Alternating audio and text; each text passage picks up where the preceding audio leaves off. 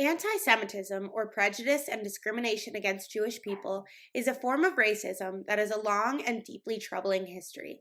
Yes, Judaism is a religion and culture rather than a race, but the Jewish community has chosen to categorize the discrimination they experience as a form of racism due to the similarities between Jewishness and belonging to a racial minority. Judaism is more than just a religion to its people. It is a culture, and Jewish people are often discriminated against because of the cultural aspects of their Jewish identity. Despite the commonality of anti-Semitism, it is often underrepresented in the media. There are a variety of reasons to explore as to why this underrepresentation may be occurring and the tragic consequences of this underrepresentation that Jewish people experience. One of the main reasons for the underrepresentation of anti-Semitism in the media is the lack of understanding and education about the issue. Anti-Semitism is often portrayed as a thing of the past, or as something that only occurs in far-off countries or in extremist groups. This is not the case, as anti-Semitism is still a very real and present problem in many parts of the world, including in the United States. Anti-Semitism was not defeated with the defeat of the Nazis, and it persists in more groups than only the extremist neo-Nazis of today. Unfortunately, countless microaggressions, which can be subtle and deniable, occur against Jewish people in everyday America. In the post-Holocaust world, many people see anti-Semitism as a thing of the past. As explained in a journal article exploring how anti-Semitism coverage in academia has evolved over time, titled Trends in the Psychological Study of Contemporary Anti-Semitism, Conceptual Issues and Empirical Evidence, the death toll because of anti-Semitism has been on a decline since the Holocaust. But anti-Semitic incidents, including terror attacks, continue to increase in modern times. There is a correlation here between the new and more subtle modern anti-Semitism attacks and the rise in other racial microaggressions, as racism is becoming more nuanced, yet still as present as it was in the past. Carolyn Aronis states in her scholarly article, Anti-Semitism in the United States, New Media, New Semantics, New Problems, that we are seeing a new performance of anti-Semitism that does not alarm society anymore.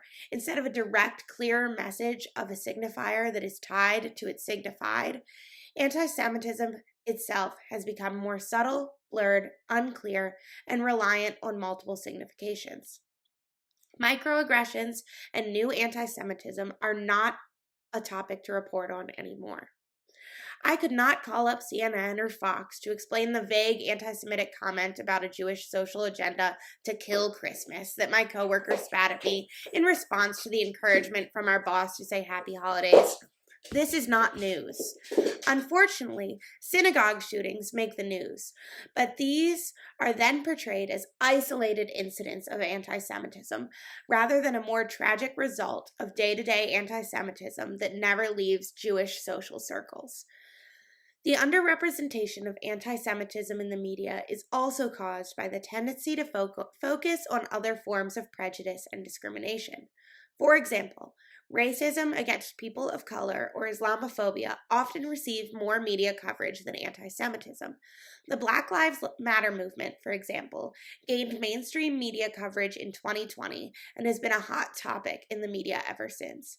Unfortunately, there has not been a mainstream movement of the caliber of the BLM movement for raising awareness about anti-Semitism. When the issue is not given the attention it deserves, it can be difficult for people to understand the extent of the problem and to take action to combat it. Additionally, when the media fails to report on incidents of anti-Semitism, it can send the message that the issue is not important or that it is not a problem. This is not to say that these other forms of prejudice and discrimination are not important, but it does not mean that the issue of anti-Semitism is not given the attention that the Jewish people require in order to gain the media traction needed in order to defeat anti-Semitism. With media attention comes public outcry, and with public outcry comes political change. Interest groups spoke Interest groups focused on racism often fail to acknowledge that Jewish people are victims to racism. According to Matthew Berkman in his scholarly article, Antisemitism, Anti-Zionism, and the American Racial Order, Revisiting the American Council for Judaism in the 21st Century, Jews are often seen by white people as the other whites, whose inclusion threatens the privilege of the rest of the Caucasian majority. Yet minority interest groups continue the denial of Jewish ethno-racial particularity in contrast to other white people. I find it important to note here that there are Jewish people of all ethnic and racial backgrounds and that not all Jewish people are white.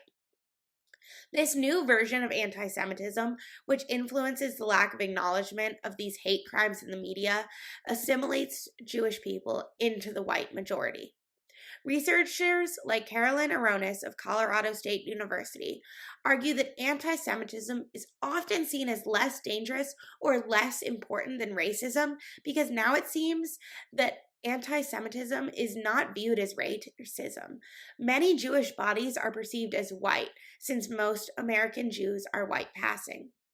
The underrepresentation of anti-Semitism in the media has serious consequences, making it difficult to understand the extent of the problem and to take action to combat it. It's important to raise awareness of the issue and to encourage media outlets to give it the attention it deserves. I have provided a few resources in the caption of this video to help educate viewers on anti-Semitism. Included is the webpage titled Antisemitism Today, provided by the United States Holocaust Memorial Museum, which includes a powerful video that relates anti-Semitism of the past to anti-Semitism of today. This source is wonderful for educating the public about how common anti-Semitism truly is. Additionally, the 2022 article, Anti-Semitism is on the Rise and It's Not Just About Yay, by NPR, discusses how widespread and accepted anti-Semitism has become, with public figures and politicians expressing their anti-Semitic beliefs with no backlash. Lastly, I include the website adl.org, which tracks how many anti-Semitic incidents occur across the nation. The heat map on the website breaks down incidents by severity and location. It is unfortunate, yet necessary, to see how anti-Semitism spreads and becomes a part of certain regional cultures. In order to prevent anti-Semitism, we all must educate ourselves and be part of educating others on this issue. Thank you.